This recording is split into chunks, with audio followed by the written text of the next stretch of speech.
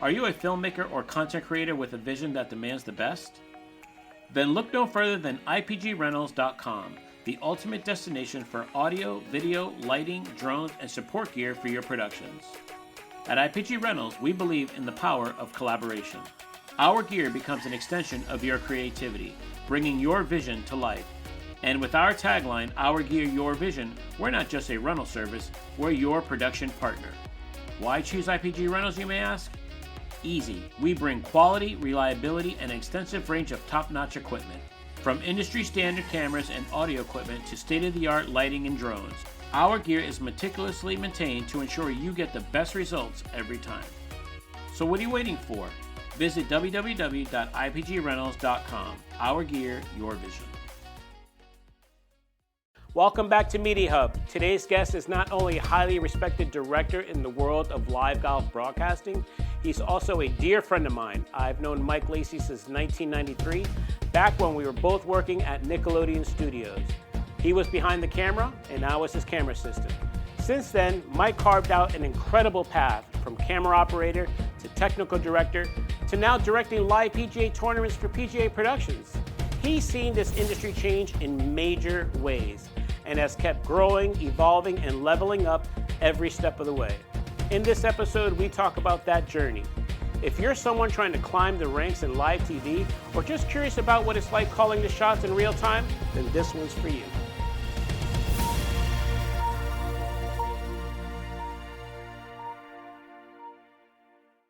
So my main friend, Mike Lacaey, I haven't seen in a while, but we go way back, and I so appreciate you taking the time out to do this show for us.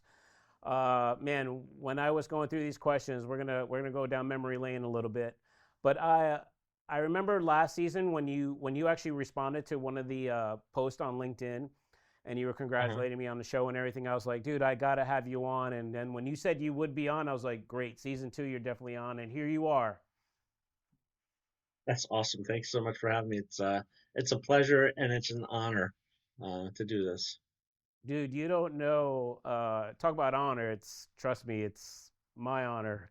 But so we have this segment that we start off the show with now. It's called Quick Takes, and on Quick Takes, we're basically going to go over some quick questions so the viewers get to know who you are at a more personable level. All right, so we're going to start this off. You ready to go, Mike? Of course, looking forward to it. Quick takes. All right, here we go. So, question number 1. You and I go way back to 1993 when we were at Nickelodeon. What's one thing about me as a camera assistant that still makes you laugh? One thing about you is like, oh my gosh, that's a great question. That still makes me laugh. We had a lot of laughs all over the place. I don't know. I don't know if I can pick out one. That's a great question. And I wish I had a better answer, but we definitely had a lot of laughs. We did. I don't know. We On would the set of Gullah Gullah Island, was a lot of fun. Yeah, we just laughed all the time, which was great. So many. Dude, we would definitely play pranks on each other and always make each other laugh. You have to do something, right? You have to do something to keep the day going. Exactly, exactly. Long days, but very fun days, and part of the pranks was part of That's right. All right, here we go. Uh, what did a good day look like for you back when you were grinding in the production field? a a good day was getting on the phone, calling people, talking to people, and getting a gig. Getting the gig, got that right. Always landing the gigs, always good. hmm Ne- Next, what moment made you fall in love with being behind the camera or in the control room? So I went to school to become a psychologist, and one of the courses I took was a radio production class because it was an elective. It Yeah. was like a Tuesday, Thursday class, however that works. So say it was Tuesday. The professor, his name is Mark Bauman, says, for all you people not in TV production, you don't need to come to class next week or on Thursday, say, because we're going to take everybody going to go into the studios in the Bauman Lecture Center. I think to myself, well, I don't have anything going on Thursday. I'll go. So I went and I'm like, oh my God, they had these 2 studios in the Bauman Lecture Center. Who knows? This is pretty cool. I think that TV 101 production class. and that was the hook. I mean, and then I'm like, this has to be my career. I absolutely love doing this. I'm not that great of a student, and I think this is something that intrigues me. I love watching TV. I love watching sports. Yeah, so I was like, you know what, this could be a really good career for me. Definitely a big change from psychology. Even though that psychology, I'm sure, comes into play a lot dealing with people and everybody, all the different personalities, especially when you're directing and talent and things like that. I'm sure it comes into play. It does. It's kind of crazy. No Yeah. pun intended. Actually, pun intended. I know. No, no, Yeah, you could write a it book on comes. puns. I could. I'm the pun master. I no, it definitely comes in handy for background to see how people act in certain situations and how they interact in certain situations. Everybody's different, and that's a good thing. But Yeah. yeah, it definitely helps with the background interaction. Okay. Was there a point in your career where you felt totally in over your head, but still came out stronger for it? Yeah, it's funny. So when I was working for the PGA Tour, I TD'd a lot, and one of the first things they had me direct were in Phoenix, Arizona, at the Waste Management Open, and they had struck a deal with GoPro, and it was we were going to do a live show on the Wednesday of the practice round, and they asked me to direct it. And I said, "Yeah, I could direct it," but we had all these GoPros, and they wanted to show off the GoPros and how everything looked really well, and the different angles they could get, and all this stuff. So we had 70 GoPros, but I had a router, and I could only use three at a time. And so I'm thinking, oh man, I hope, because nobody knew what to expect, right? And I'm thinking, I hope I can do this. So I'm getting kind of nervous. And about 10 minutes before we go on the air, I say to the producer, I said, hey, Chris, let's use the restroom. He's like, yeah, okay, that's cool. I never let my inward nervousness show outwardly. Just Yeah. continue to do your job, right? Part of Right. the whole freelance gig. Never freak out. Never freak out. So I'm freaking out internally. So I go into the porta potty, and I'm like, oh my god, I'm like really nervous. I don't know if I can do this. And then I said, you know what? Worst case scenario, they don't like it. I'm still going to TD. I'll still have a job. So let's go do this. Show turned out great, but I definitely was. That was the most nervous I had ever been. I hardly ever get nervous. Yeah, but it was. Yeah, it was crazy. It was an interesting time, and I'm glad I went through that. We go through a lot of things as freelancers, and definitely came out stronger and more positive for sure. Yeah. Definitely the key point there was you're definitely struggling internally, but you're never letting anybody know on the outside what's how you're really feeling about it. Yeah, a long time ago, when I was doing convention work, Pete Court from Orlando had said we were talking about something, and he said, "Let me tell you something. Said, never freak out, but never freak out, but never freak out, especially in front of a client." And I'm like, "Ooh, that's good." I wasn't freaking out; somebody else was freaking out. He was Yeah. whatever was happening, but it's like never freak out, especially never freak out in front of a client. So internalize it all. Outwardly, you're fine. Internally, you're like, "Oh my gosh, what's gonna happen?" What's a small, unexpected habit or ritual you do before doing a live show? Habit or ritual before a live show: always tell everybody, "Have a great show." I thank everybody in advance for having a great show, and I thank everybody in advance for getting us to the point to have a great show. Um, yeah, some people say, team on three, blah blah blah blah blah. I just thank everybody, the whole crew, and if I have time beforehand, depending on if we're doing a lot of pre-production or not, I will thank everybody individually, or at least the departments individually. But definitely thank everybody before we go on the air, and then again, of course, after we go off the air, I thank everybody uh, most of the time individually for having a great show. That's cool, Mike. I like that. I like that. You're already calming everybody down right before the big show. I like it. All right. If your career were a highlight or a highlight reel, let's say, what would be the opening shot? The opening shot of my highlight career would be the picture that I have hanging on my wall up here of me and Richard Nixon. Oh, nice. Okay, I like that. When did you meet Yeah. him? So met him. It was probably 80. I'm looking at him right now. Um, Hold on. Okay. It was it was in 1983. It was That's 19. cool. He signed the picture and everything. We also got everybody on the crew got a signed memoir of his. So 1983, Roger Ailes, who later became the president of Fox News, was a client of National Video Center where I worked in New York City. Yeah. National did all of the productions for Roger. Frank Gannon of Gannon Productions from England wanted to do a bunch of interviews with Richard Nixon for a show in England.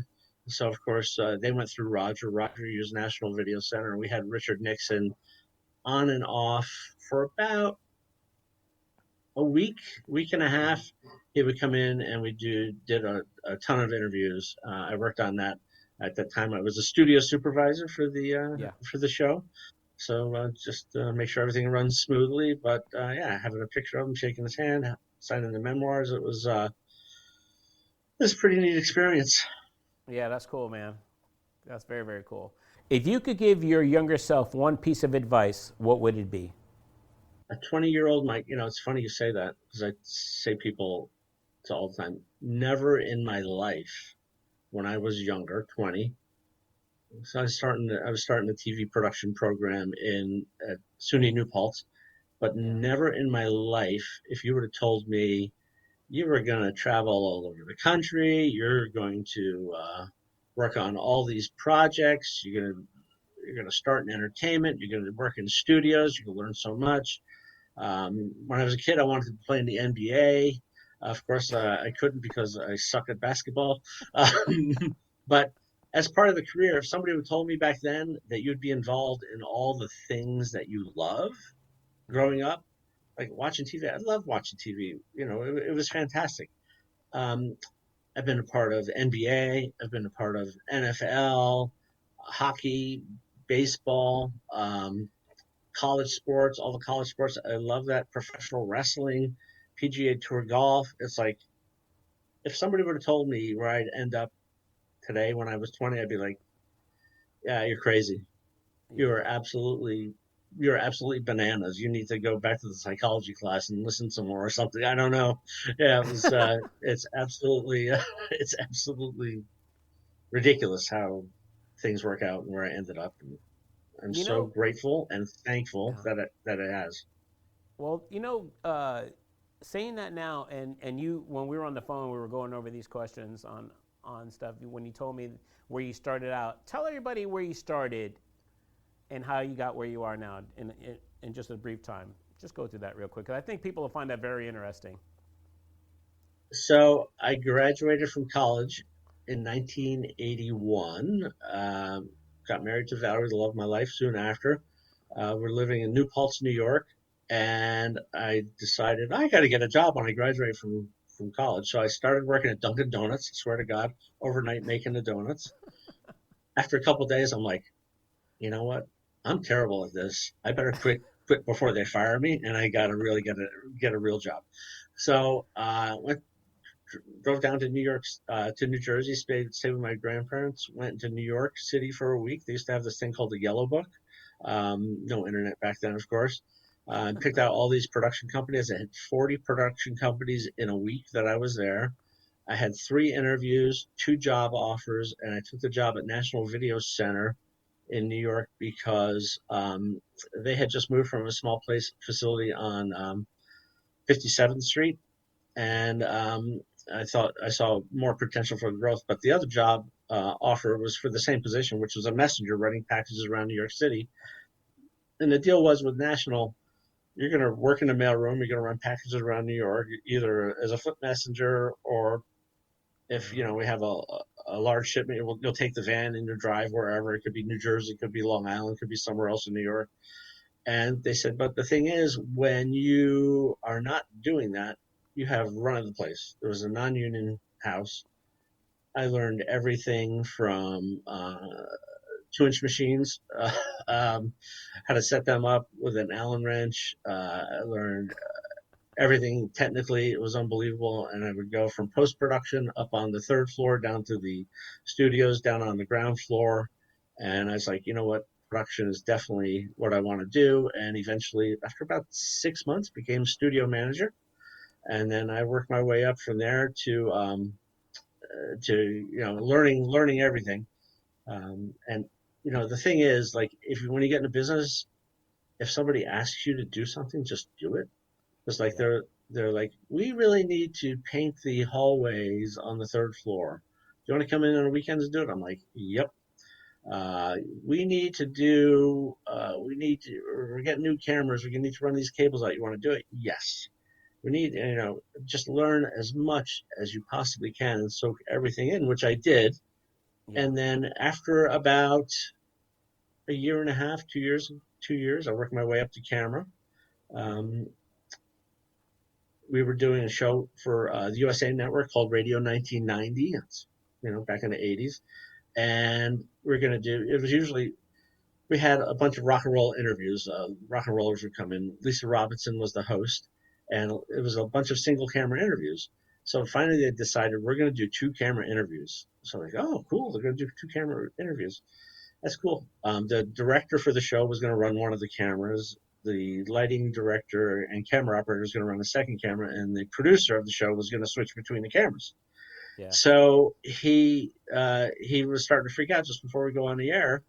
It was taped. I mean, it was super easy. It was just literally cutting between 2 cameras. Everything's ISO'd. And he says, I don't think I can do this. And my friend Nick Vericali, who was a great mentor to me and still is a dear, dear, dear friend of mine, um, I said, oh, I can do it. And I said, Nick, you can TD? He's like, yeah, just punch in 2 buttons. I was like, well, who's going to do the other camera?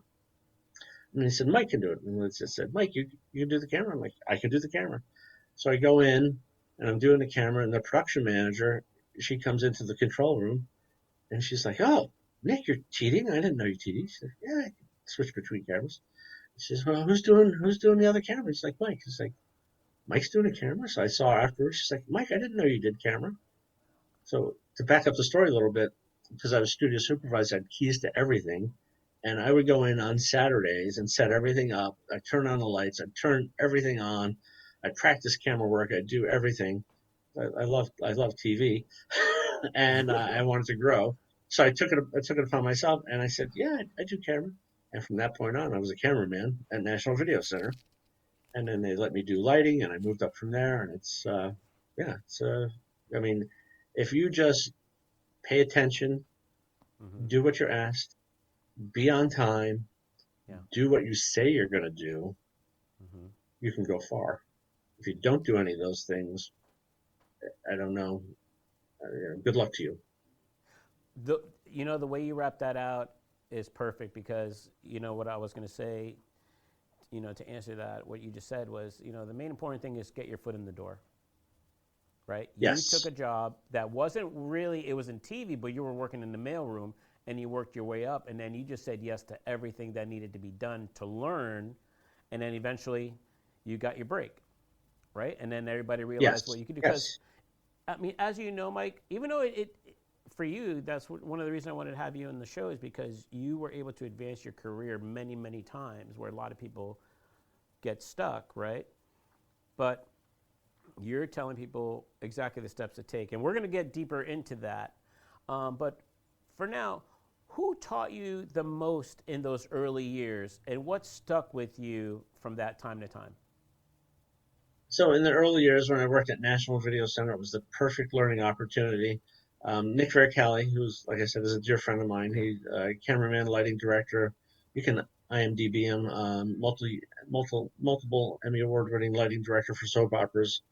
I learned so much from him. Another gentleman, his name was Herb Olant. He was the engineer in charge at National Video Center, and both of them put a lot of trust in me in helping them not figure things out, but helping them along, running the cables, doing Mm-hmm. what's needed to be done, all the things that you should learn how to do before you go to the next step, because my feeling is that if you want to be a producer or a director or a camera operator and you're not there yet, or you want to be an A1, you need to learn and understand how things work so you can get to that point. Yeah. So if you're a producer or a director and you say you want something, like, yeah, we can do that, but, or can we do this? Well, maybe you should know that you can or can't. Um, or maybe you don't. There's definitely questions and times when you ask because you're not sure, which is great. But Yeah. having the knowledge of the background of how everything works in a production is paramount to you moving on to the next step in doing a great job at Mm-hmm. what you're doing. And that's just, it's guiding you the whole way. It's like a long winding road. Yeah. Some people want to take a shortcut. They want to cut around the corner. Well, good luck to you. Sometimes Mm-hmm. that works. Yeah. Sometimes it doesn't. But my feeling is the more you know, the better you can excel at whatever job you want to do. Right. Okay. Good stuff there, Mike. You've worked on some high pressure live events. Ever have a don't mess this up moment that you'll never forget? Well, don't mess it up for the PGA Tour. That first one in uh, in Phoenix, Arizona, that was for sure. Another one was I was one of two TDs hired to TD the 2012 Republican National Convention in uh, in Tampa for Fox News, Yep. and the setup was days long, just days long, and it's like, oh my gosh, this is this is a big show. Mm-hmm. A lot of eyes are on this show, not just the people watching at home, but the people behind the scenes. And Roger Ailes, who I knew from National Video Center. I don't know if he would have remembered me at the time, but I kind of think we were whatever. We kind of bonded over cheeseburgers once, but that's another story. Right. But yeah, so that was a big one, and it was like, yeah, don't screw this up. Uh Yeah, huh. I and can see I that. didn't. The pressure was on. Yes. All right. If you could direct any live event in the world, so it could be sports, music, anything, what would it be and why? So that's an interesting question, and I saw that. And I've said for years that I don't need to work on anything like to complete my career. I'm happy with everything. I'm ecstatic with everything. I'm over the top with how everything's turned out, going from the 20-year-old guy who didn't know that he was going to have all these experiences. However, um, if I could direct one event, it's hard to choose. I would like to direct maybe a WrestleMania. I so That would knew be you were fun. going to say that. I so knew you were going to say that, man. Come on now. uh, or You or and the maybe Hulkster. that's right, brother. Let me tell you something, Dondi. Um, or maybe an NBA game because I wanted to be an NBA player when I was growing up, but obviously, like I said, I wasn't good, so But you haven't done an NBA game yet, Mike? Just TD'd them? I've never directed it. Just TD'd them, yes. Oh wow, okay. I thought you did at least a college. Well, you probably did a college one. No, no. Oh wow, okay. It's funny how things work. Some people are very fortunate to work in a big myriad of things throughout their career, and they go from Yeah, one thing to the next. yeah, My main thing that I've directed is golf for the PGA Tour. yep. However, I've done a ton of other things. I've done a little bit of college basketball. I've done a little bit of this, a little bit of that, some convention work. Wish I had my resume to think to read it, but yeah. So I've done quite a few things, but never an NBA game, and that would be nice to do. But like I said, I am over the top happy with how my career Yeah. has gone from being a messenger in New York City to directing, and television has been very, very good to me. Right. It really has. It really has. All right. What skills helped you level up from operator to TD to eventually directing? So the skills that help you level up are paying attention, Hmm. listening, not just hearing, but listening and understanding, asking questions, and doing the absolute best job you can. So when I started doing camera work, my focus was, and I hope it's the focus of everybody who's doing camera work at this point, no matter where you are, what you're working on, you are the only person in the whole wide world shooting what you're shooting. Okay. Sure, there might be other camera operators there. You Mm-hmm. might be doing a feed for an NBA game, and there might be 3 different feeds there.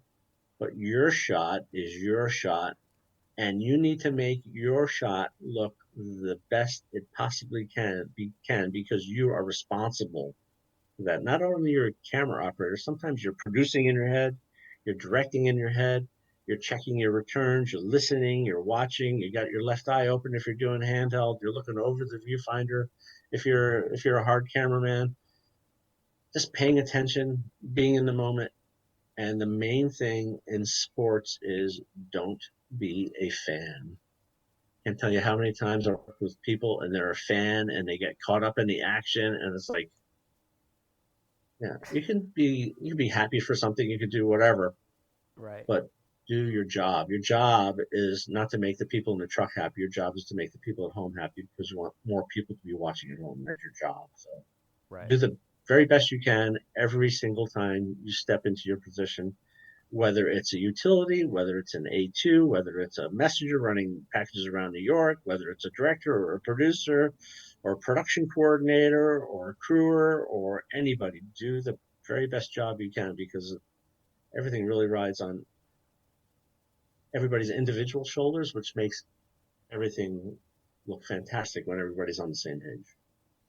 Good. Good answer, Mike.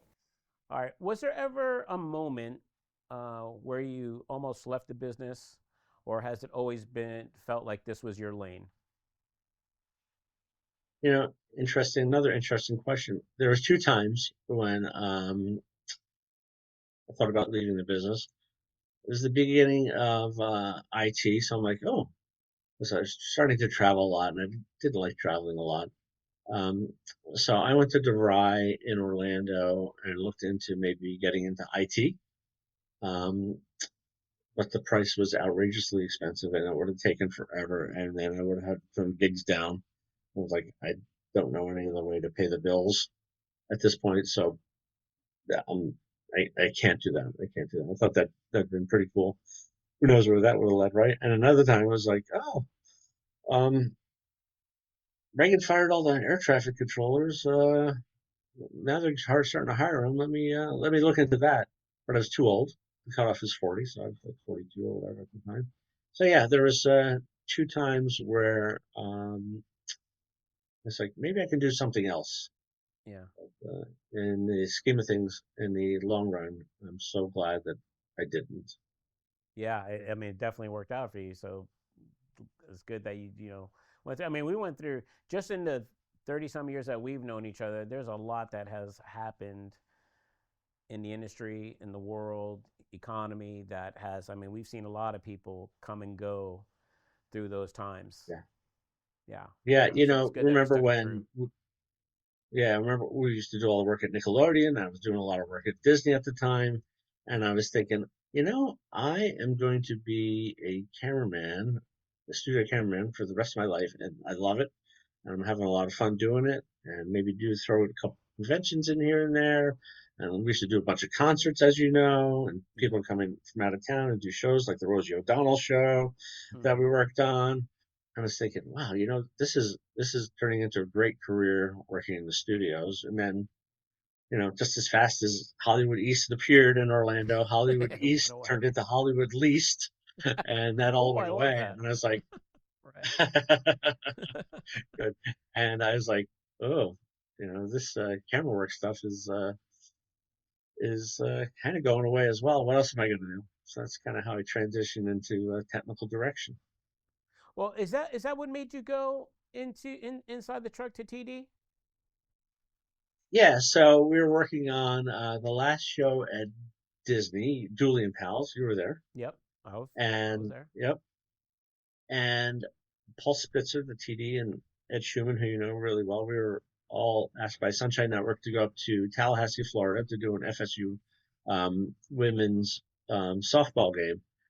So we all flew up there, and I'd like to say I pay attention, and I really try to pay attention. Always work the returns, especially on a sporting event, compliment all the Mm-hmm. other shots, all the stuff. And I'm watching the show, and this is the rudimentary levels of switchers at the time, and it was just cuts and dissolves and like box wipes to get to the replays. And I'm thinking, as the show's going on, I'm thinking, Sunshine Network hires all these people from all over the country. Literally, they fly them in to TV these things. I said to myself, I think I can figure this out. So we go back to Dooley and Pals, and I told Paul, I'm like, Paul, this is what I'm thinking. And I told him the whole thing, how they bring people in. And I said, I Mm-hmm. want to make myself more valuable, because I think if you make yourself more valuable, you have better chances to work. And that's what our job in TV is all about, is working more or Right. making more and working less, which Correct. is Mm-hmm. which is the ultimate goal. Um, so I told him, and I said, this is what I'm thinking to do. Can you show me on the switcher? We have the same switcher in the control room at Disney. You show me how you would set up for a basketball game, football game, whatever. It's all basically the same. He said, yeah, I can show you. And I said, I will never take your word. I Mm-hmm. appreciate you doing this. And if you don't feel comfortable doing this, you don't have to. I totally get it. He's like, no, no, no, I'll show you. It's fine. Paul, beautiful man. Mm-hmm. Um, so I'm doing that. Then I told the Sunshine Network crewing department what I was doing, and I'd bring my lunch every day, and I'd go in there, and you couldn't mess the switcher up because that was another posted show. You just do all the cuts. So I go in, and every day I'm screwing around on the switcher, and I'm cutting a basketball game. I'm cutting a softball game, whatever. I'm pressing all the buttons. I'm doing everything I need to do. And about 3 months later, after Dooley was over, I got a call from Sunshine Network. We need you to TD a softball game tomorrow in Gainesville, Florida. I was like, I've never done it. Would not be good. Does Jerry know? Jerry was the producer director. Yep. Yeah, Yep. Jerry knows. I'm like, let me call you back. So I hang up. I called Jerry. I was like, hey, Jerry, Mike Lacaey. He's like, hey, you're going to come up tomorrow? We're going to have a bunch of fun. I said, this is not going to be a great technically directed game. There will be mistakes made. Oh, we'll have a bunch of fun. Don't worry about it. Like, okay. So I call Sunshine Network back up. I was like, yeah, I can do this, but it's not going to be a clean game. Because that was like the most nervous I've ever been at the beginning. Because, like, oh my God, how do you set all this stuff up? It was Yeah. very, looking back on it, it was so basic. Probably it should have taken me 2 hours to set it. I was working through lunch and all that stuff. And back then, I would see mistakes happen 2, 3 times a game sometimes. NBA, college basketball, whatever, just because there was a lot going on, and the switches were, although more complicated, but less complicated. I don't know. You'd have to sit behind a switcher, an old one and a new one, and you'd see what I'm. So I'm gonna say I had like 7 or 8 mistakes, probably 2 or 3 right out of the gate. And I'm thinking, oh my God, I am done. I will never do this again. This is absolutely horrendous. So Right. get done with the game, driving home. Like, oh, suck. That was terrible. Uh, maybe I'm wrong. And so I call Sunshine Network, and I call the main crewer, and I'm like, hey, sorry about what happened. It's like, what happened? I'm like, oh, I made all this. Oh, I talked to Jerry already. He said it was great. I'm like, said, well, it was far from great, but no, no, no, no. Yeah, we'll have more stuff for him. I'm like, wow, they must be maybe saving that much money on people flying in. It's worth having a couple more mistakes. I don't know, but then I just took the ball and ran from there. And then every time I would show up as a camera operator at an event, I would basically say the same thing to all the TDs. I'd say, I'm starting to TD. Paul Spitzer has been kind enough to show me some things. Yeah. If you wouldn't mind, if I could just watch, or if I could, would you mind showing me? Would you would you help me along? And if not, and I would tell everybody, if you don't want to help me, you don't have to. Yeah. It's totally up to you. Yeah. And every one of them said, yeah, Mike, we'll help you. I'm like, really? Yeah. So I learned from a bunch of different TDs of how to do things, which was a blessing because TDs have to figure it out by themselves. Right. Um, so yeah, I mean, I kind of took the bull by the horns and ran with it. And yeah, next thing I know, I'm doing because I still did camera work. I'm doing more TD than camera work. Yep. So I still did both for a while. But yeah, I mean, by the grace of God and the help of others who are kind beyond reason, I was very fortunate and sit here today talking to you, which is You fantastic. know, a couple of key points to take from there was that you had the guts to ask, and back then, and we were very low on TDs in our area. I mean, there was maybe two or three that you saw all the time, and then you Exactly. approached somebody that you knew very well, who was great, who felt comfortable enough in his own job to teach you everything, which was always a good thing. So people should never be afraid to ask someone to help them and to teach them things so they can advance in their career. That's what I get out of that whole thing you just said. Don't be afraid to do it and do it. And if you mess up, don't think that that's the last time. You're just learning. Exactly. There's a saying, and it's very true. The answer is always no until you ask. Very well said. So just Very ask. well said. Just ask. Yep. And it's also the way that you ask. Yeah. If you ask somebody for help, would you help me? People want to help, Yeah. and then you just lay it all out on the line, and and you do what you say you're going to do. There's been situations before where Paul had helped me, and then all of a sudden I'm doing something for somebody that Paul can't do, and they're like, they want you the next time. And I said, you have to call Paul first. You have to call whoever first. It's not, I will, Yeah. I'm not going to go back on my word. I mean, that's how you pay it back. Yeah. There's so many times where I've had instances in the past where, say, you work in a convention and a client really likes you, and then they call you. Used to be calls when I was doing them, and they say, I can't do it, but I have so and so can do it for me. Okay, so and so do it, does it, and then the way a lot of it worked or worked back then and still works today. I'm not sure is they would go by the list of the last person who they called or who worked on the show. Like, oh, they did great. Yep. Um, Mm-hmm. if somebody recommended me and they liked me and I got a call, I'd be like, you have to call them first. Did you call so and so? They'd be like, no, we really like you. It was their gig. I was filling in for them. If you call them, and if they're not available, I'll do it. But I'm not in the business of taking anybody's job for anything. That's not the right way to do it. I'm so glad I you're know I'm saying this. naive. Yeah. I was gonna say I'm naive in my thoughts because I don't Yeah. think a majority of the television business works that way. People just take whatever because like, oh my God, I'm so happy they called me. Yep. But yeah, I can't do that. I can't do that. No, but that's a good. It's not only shows your morals, but also shows how it should work in the industry. I'm the same way.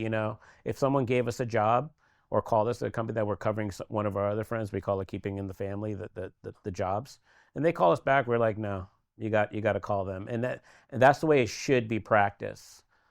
Some people do take the job without even thinking about, because they're just so excited that they got the call, but they forget where they got it from. So I'm glad you definitely said it because it's a major point that people should know.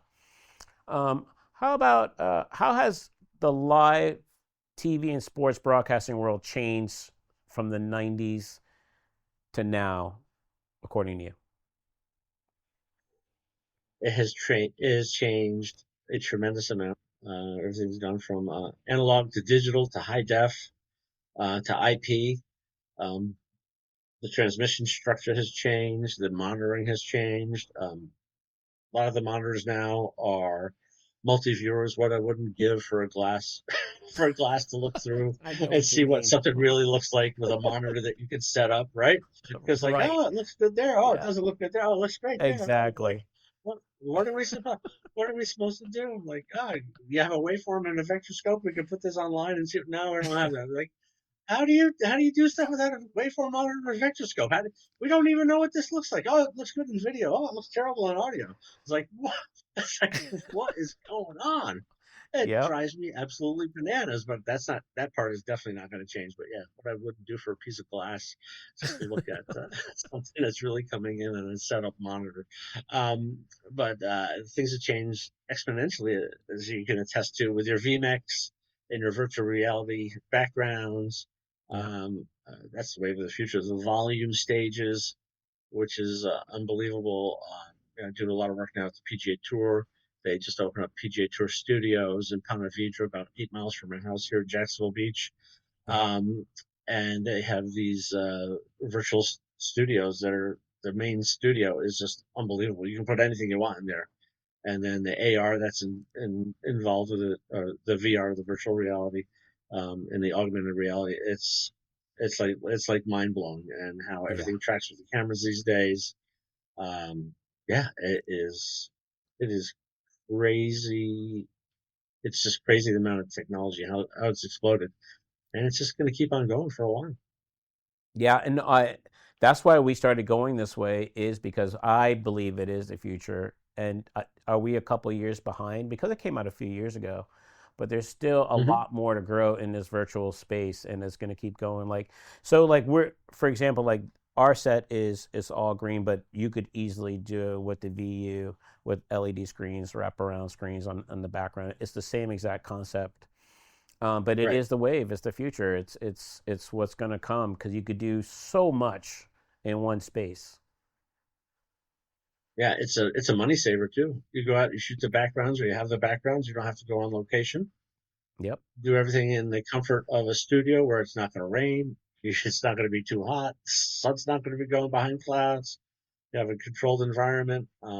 Yeah, it's for the production value. It's amazing. It's It's definitely I didn't the even wave of know the future. PGA The had future. one. I got to go over there. I actually got to call Ed and see if he can get me in there to go take a tour. I would love to see it over there. Oh, it's spectacular, Don. Let me know when you want to come up, and we'll see what we can work Oh, out. I'm gonna take you up on that for sure, for sure. All That'd right. be great. Here's my next one, Team Mike.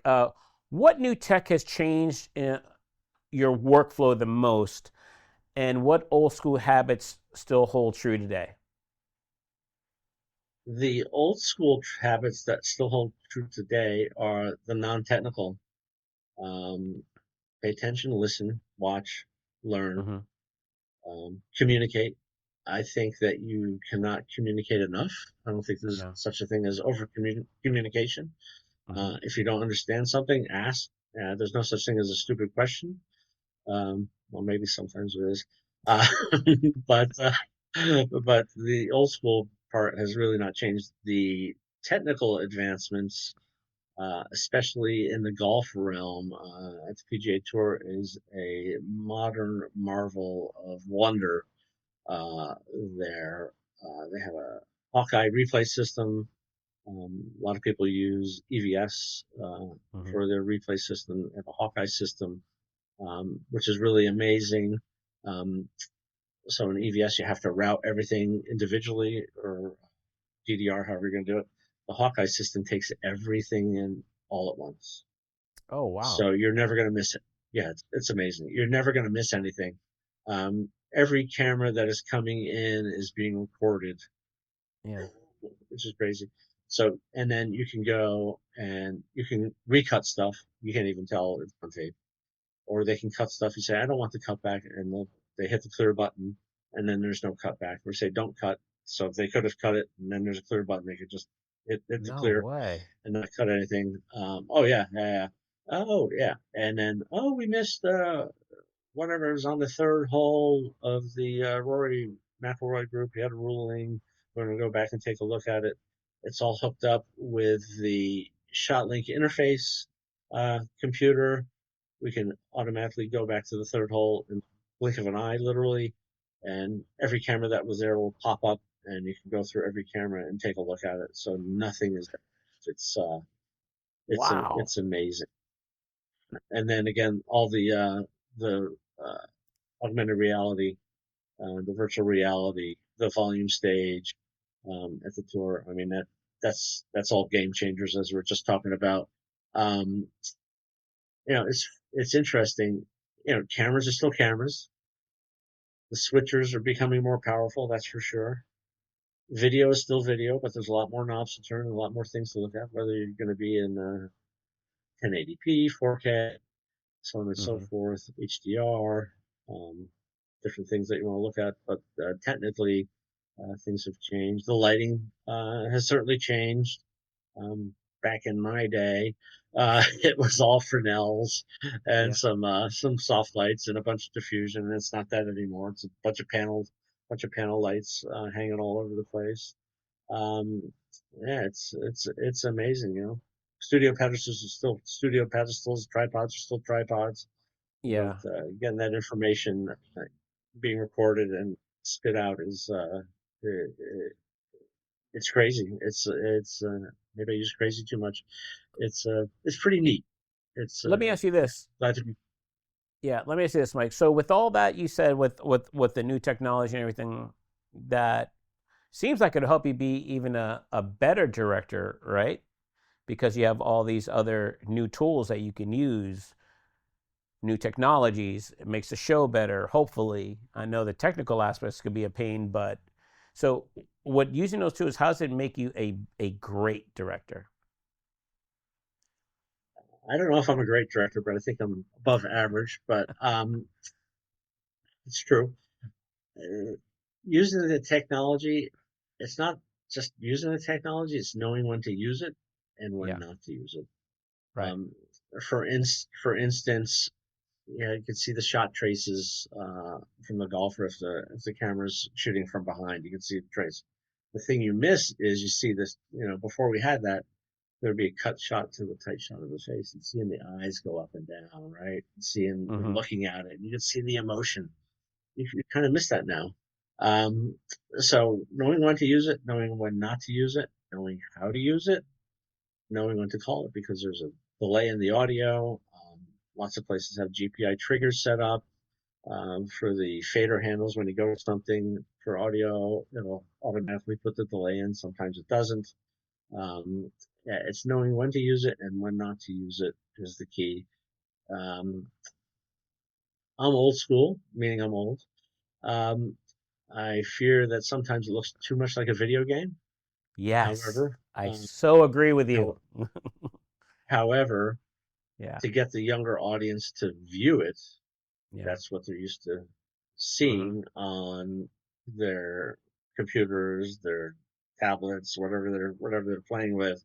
Um, so yeah, it's an interesting conundrum. I don't know Yeah, of when to use it and when not to use it, and don't overuse it, and how to use it and how to call yeah, it, and making sure everybody's on the same page yeah. when you do it. Sometimes I feel like I'm watching a graphic show instead of a sports game or something like that. You know what I mean? Like it's all graphic, and you're like, okay, where's the game at? I could care less about all these graphics coming up. I just want to see the game. So you know what I Yeah, mean?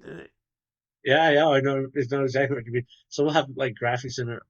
We're doing golf. I'll have graphics in the lower right, the upper left, the lower left, or something. And sometimes try to put Yes, stuff in the upper right as it's well. too And much. it's like, oh, I'm like, oh, there's a game going on here somewhere.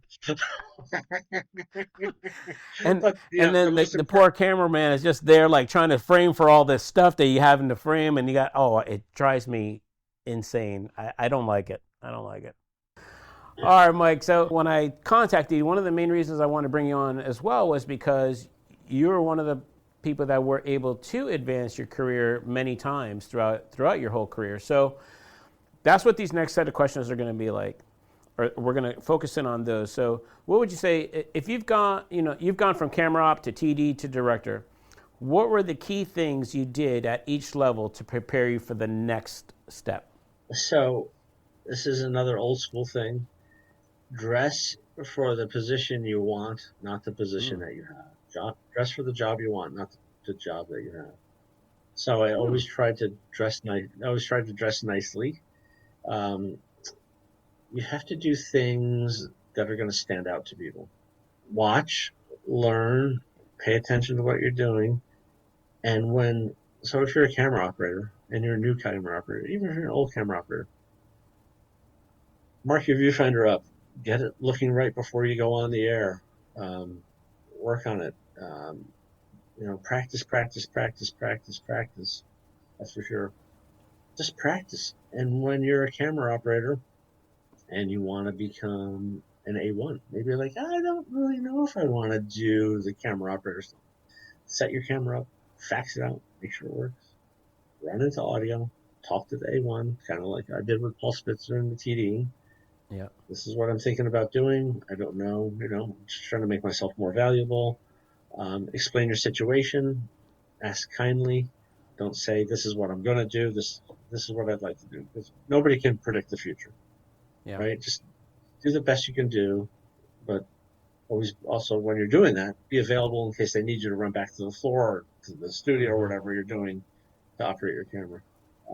So just, if you want to move up, ask the person who's doing the position. And you can ask them what the pros and cons of your position are, and has it gotten harder? Has it gotten easier? Or what do you think? Or, am I barking up the wrong tree? Am I correct in thinking what I'm thinking? Most people, definitely not all people, most people will be more than happy to help.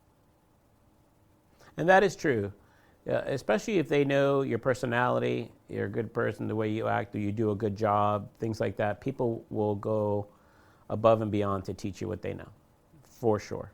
Yeah. The other thing was, when you talk to somebody, you say please and you say thank you, and you do it with a smile on your face, and you mean it, because that's how people remember you. They'll be like, oh, wow, Mike, he's such a nice guy. I'm not a nice guy all the time, but I try to be. But if people like you, that's a huge stepping stone. If people don't like you, like, I don't want to be around that person. I'm not. I can't do this. But if they like you, that's huge. Yeah. Especially, they don't want to see people taking shortcuts either. They want you to see you doing your best, no matter what position you're doing. If they see that you're always a slacker or things like that, they're not going to want to help you either. That's 100%, 110% sure. Yeah. It's like, and here's the other thing. So it's like, if somebody says, if you're working in a studio, you have a 10-minute break, you have a tech 10. Don't be back in 11 minutes. Don't be back in 12 minutes. Don't be back in 10 minutes. Be back in 8 minutes. Right. Or, if somebody asks you to do something, do it. And if you say you're going to do something, you do it. And if you can't do it, you go to them and explain why you can't do it or why it didn't happen. But if somebody says be back at a certain time, be back at least at that certain time, if not sooner. Good advice. What do you do on your off time to grow in the industry? So watch TV if you want to be working. If you want to do sports, if you want to do whatever sport, watch TV, watch the sport, watch the framing, look at all the graphics, see everything. If you want to advance yourself in audio, listen on the TV, listen on a soundbar, listen in surround sound, see how it all sounds totally different. Talk to an A1. How does this work? Why does it sound like this? Ask people questions. Go into video. Talk to video. Talk to people. Understand how the camera works, how neutral density works, how shutter works, how everything works in your camera. It'll help you in the long run. So if you're on set, talk to people in a position that you want to go to, or talk to multiple positions if you don't know where you want to go to. Or if you're happy doing what you're doing, utility. Be the best utility you can. There's super utilities, which is fantastic. A lot of times people say, oh, I'm just a utility. Oh, I'm just doing that. I'm like, never say just. Do utility on this. I'm TDing this. I'm doing this on the show. And don't say just. Don't put yourself down. It's never just. But talk to people. Watch TV. If you're working on a convention and you're being a utility, watch the screens. If you're a camera working on conventions and you want a TD or direct, watch the screens. Watch your returns. pay attention, watch as much as whatever you can as possible of what's really going on in the industry right now. So you have an idea of what to expect when you get there and what it's supposed to look like or what it's supposed to sound like or what it's supposed to feel like or how to create emotion and how to create movement in the cameras when things are boring and you start zooming the cameras and different things and when to shoot tight and when to shoot loose and when to add the extra juice to the microphone on a crowd reaction or whatever. Mm-hmm. Whatever you want to do, just talk to people in the department you want to go to, watch it and listen and pay attention. And when you get done talking to somebody, you say, "Thank you for talking to me. I really appreciate your time," but you have to mean it. Yeah. And I think that goes a long way. Good stuff, Mike. What do you think separates people who stay stuck in their role from those who keep rising? Attitude. 100% attitude. I say this all the time. Give me somebody with 90% attitude, 10% skill. We'll turn that into 100% skill, 100% attitude. You give me somebody with a great attitude, willing to help, willing to learn, willing to do whatever it takes. Yeah, you know what? That's the person that you want to grow with them. You want to help them along your journey. I mean, I'll help anybody who Exactly. asks me. You can ask me anything, Exactly. but you give me somebody with a great attitude. Yeah, that's it. Yeah, 100% agree with you, Mike. What are some things people should consider when deciding to take their next step, whether it's going freelance or changing markets or stepping into a leadership role? What would you say to that? So when I went freelance, worked in New York City, worked my way up, camera LD. I got to be pretty well respected and liked. We moved to Orlando because of Hollywood East was happening, but I took a job at Channel 6 there. It was Yeah. WCPX at the time. I'm not sure what the call numbers are now. They had a production department, as you know, Dondi. Mm-hmm. And I worked there for a while, and then they had a production arm, and all we did was production, which was fantastic. Uh, they sold the station to somebody who just wanted to do news. I'm like, I don't want to do news. All this stuff is really taking off at Universal and Disney. I've worked the opening of Universal for through the production arm of Channel 6, and I'm like, this is pretty cool. This is what I want to do. Um, so we've had lots of leaps of faith, my wife and I, in our relationship. I'm going to bring her in for a moment. Um, so I went freelance. Our son started preschool, and my wife Valerie started nursing school all the same week in September of 1991. Wow. That's like, That's, wow. It was looking back yeah, on it that's now. a That's whole probably life nothing. change and a lot of changes That's a whole. there. Yeah, that's a lot of change there. That's for sure. But yeah. So making that move is like, this is something I got to do. I just seen the movie Field of Dreams, Yeah. and with the saying, "If you build it, they will come." I'm like, I'm going to build this. They will come. Meaning my business and the clients. Um, so that's what spurred me onto it. You have to do, if you make a pros and cons list, that's just anybody make a pros and cons list for anything that you do. Uh, so you can be like, oh, I can set my own schedule. Well, you really can't set your own schedule, not at first. Health insurance is a big thing. You have to figure out what you can afford to do and what you can't afford to do, both physically and mentally, because it can be a Yeah. very stressful time. My Mm-hmm. job, when I first went freelance, I had no work. My job was to get work. I would spend 8 hours a day in my office/bedroom, cold calling convention companies, sporting companies, production companies. I got an electric typewriter, made up a form letter, mailed those out. Yeah, seriously, Yeah. because you just, it would automatically print and you just fill in a couple different things. Um, so if you have a staff job, you think about freelancing, make your freelance job when you first go freelance, your job to get work Right. and just you keep on grinding. If you want to move up to a leadership position, just know what that entails. I had to fire one person once in my life when I did a little crewing, and I had to let somebody go. It was the worst. It was the worst feeling I ever had. Mm-hmm. But the person took it beautifully and wanted to know what they could do better, and they wanted to come back and the next day anyway and see how the job was supposed to be done. I'm like, oh my God, that's the attitude person that That's I a hired good to begin attitude, with. man. Not many people would do that. Yeah, yeah, Yeah. only person. Yeah. So when you take Wow. that leadership role, there's, making pros and cons list. What do you want to do? Do you want to be that person who has to fire people? Do you want to be that person who has to hire people? Do you want to be that Yep. person who needs to answer people? I mean, you kind of have, when you freelance, you kind of have that leadership position anyway, because you are the leader.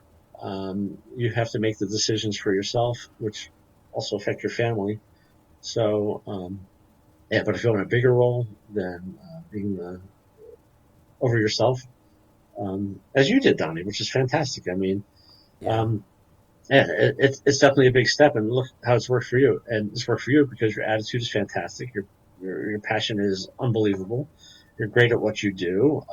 Everybody likes you. I think it's like a constant theme of what we've been talking about. Yeah. Yeah, people remember you. Dondi's an unusual name, right? That's true. So they That's very true. Yeah. Yeah. right, right, right, Yeah. right. So yeah, and one of the other things that I think that we didn't touch upon, like how to set yourself to stand out from people. Mm-hmm. Well, Dondi, perfect, great name, right? There's only one Dondi that we know of. Right. For me, it's like my puns. That is It's true. my it's like my bad jokes. Oh, Lacey, the guy with the bad jokes, we hate him, which means we love him. Oh, he's nice. He says please and thank you, and he'll do whatever you ask him to do, and he's always here to Right. help. Is it better to specialize early on or be more of a generalist when you're starting in your career? I think a generalist, for sure. Where do you start? Because although you may think, I really want to be a cameraman, I really want to be a video operator, I really want to be a lighting designer, I really want to do this, and this is all I want to do. So you might spend years of your career, and then after a while you're like, you know what? I really don't want to. This isn't what I thought it was. Yeah. I think if you generalize and learn everything, as we were talking about earlier, it'll help you communicate with everybody in each department. You can see the interactions of how each department works with each other. Yeah. You can see what each department does. And then you can say, like, you know what? I really do want to be an LD. That is too cool. Right. I really do want to do video. I do want to direct. I do want to, whatever you want to do. But yeah, start out in a general type kind of sense. Like when I started at National Video Center, like you could do whatever you want. And I did everything. It was Yeah. like, after a while, I was like, yep, production is for me. All right. When someone is trying to level up, how important is network compared to just being great at your job? It's all about networking. Being great at your job is a bonus. Um, I will say this, and I say this all the time. You can do a good job, and they'll call you back, but they have to like you, right? You can do a mediocre job, they'll call you back because they like you. You can do a poor Yeah. job, but like if you hang out with them and go out with them in the evening, they're gonna call you back like, "Oh my God, it's so much fun after the show. Oh, let's bring them on, right?" So you can do a good job, and they don't like you, Yeah. and for whatever reason, and it happens, you're not going to get work.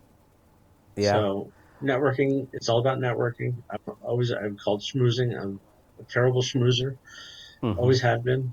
Probably always will be. I'm there to do my job. I'm there to be.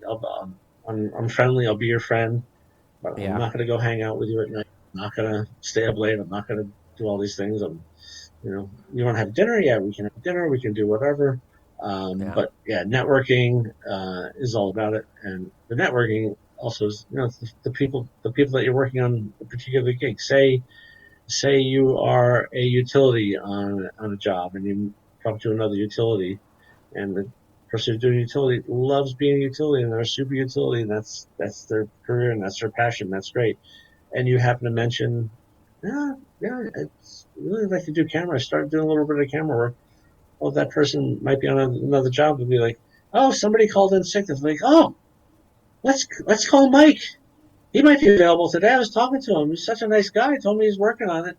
So it's not Yeah. just about the people who are in the same Circle. exact thing that you're doing. Circle, exactly. Yeah. It's outside the circle. It's people Yeah. that you maybe see once, and they Yeah. can help you. But it's all about networking. So I always ask everybody about AI because AI is, I mean, just in the past 2 years, it has blown up and it's only in the infancy, right? So I want to get your input on some AI stuff.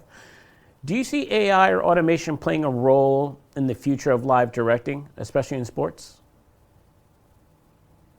1,000% yes.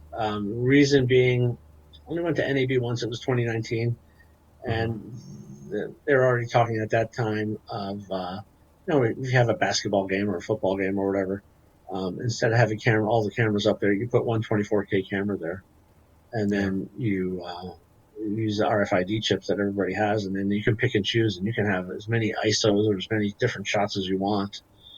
So maybe you ring the arena with 4, 5, 6, 8 24K cameras, and you can choose your angle, and you can pick out and choose whatever angle you want, which is amazing. So I feel that's going to happen. I don't know if they can take that away from the handheld. So I think the handhelds are safe. That's my opinion. Yeah. And another thing, when I was at NAB, they were already talking. This is 2019. They were talking about how they already have, the machine learning, the AI is already cutting like third level Scottish soccer games over there, Yeah. and broadcasting, machine learning. And so they asked, anybody have any questions? I said, yeah, I have a question. Like, what? I said, how is it going to capture the passion?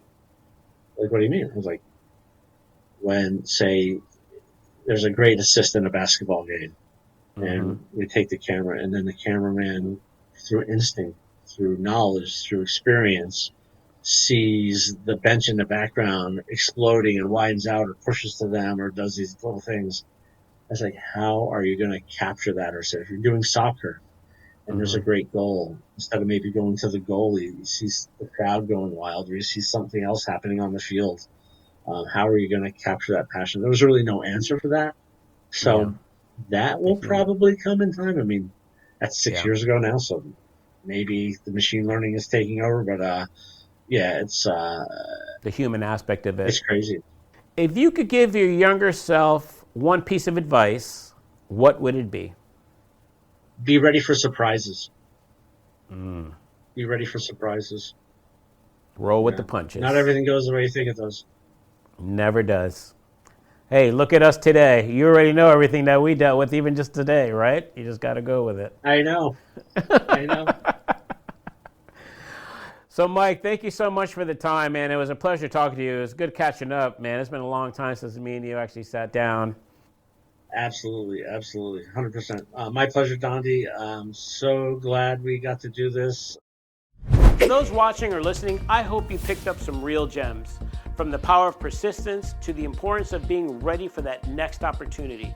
Mike's story reminds us that growth doesn't happen overnight, but with commitment, curiosity, and great relationships, you could really build something lasting. If you're trying to become a live director or getting into sports broadcasting, take notes from this episode, put them into action. Be sure to subscribe, leave a comment, and share this with someone who's grinding right now, because you never know. They just might be tomorrow's director. Thanks for tuning in to Media Hub, and we'll see you on the next one.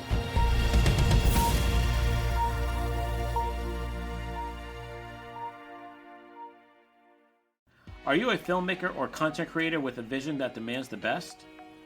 Then look no further than IPGRentals.com, the ultimate destination for audio, video, lighting, drones, and support gear for your productions.